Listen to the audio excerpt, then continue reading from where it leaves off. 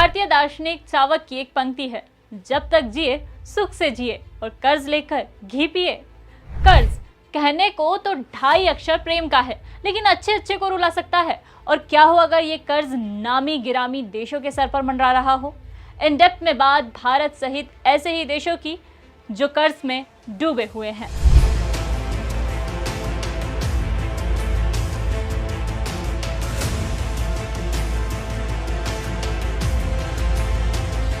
दिसंबर 2021 इस दिन भारत ने एशियन डेवलपमेंट बैंक से 2,645 करोड़ रुपए कर्ज लिए।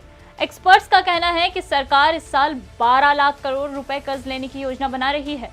आजादी के बाद 1950 में भारत पर कर्ज करीब 380 करोड़ रुपए का था, जो आज 2021 में बढ़कर 570 अरब डॉलर हो गया है।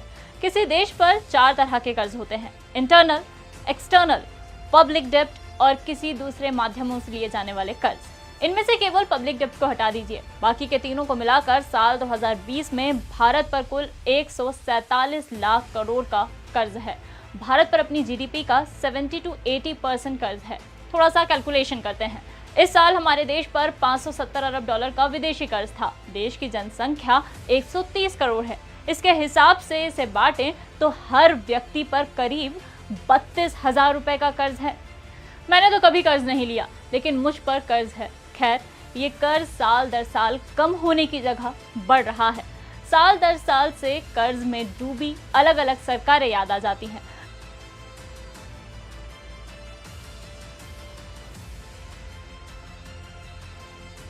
भाजपा सरकार के वादे के अनुसार तो ये कर्ज कम नहीं हुआ, लेकिन यूपीए सरकार से कम है। 2014 से अब तक मोदी सरकार ने विदेश से कुल 124 अरब डॉलर कर्ज लिए हैं, जबकि 2006 से 2013 तक 7 साल में यूपीए सरकार ने 270 अरब डॉलर विदेशी कर्ज लिए हैं।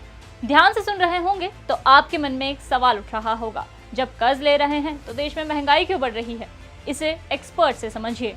देश पर कर्ज बढ़ने का उस देश की महंगाई से कोई सीधा संबंध नहीं है। सामान्य तौर पर सरकार कर्ज अपने आय को बेहतर करने के लिए लेती है।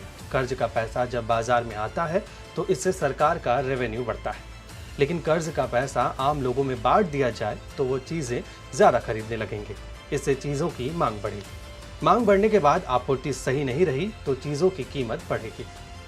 अब बात उन देशों की करते हैं जो कर्ज में न सिर्फ डूबे हैं, बल्कि जीडीपी के हिसाब से इनके पास स्विमिंग सूट भी नहीं है। मतलब जीडीपी से भी ज्यादा कर्ज।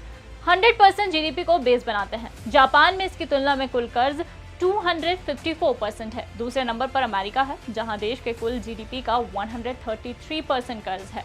फ्रांस में 115%, ब्रिटेन में 104% और ब्राजील में 98% कर्ज है। वहीं भारत पर अपनी जीडीपी का 89% कर्ज है।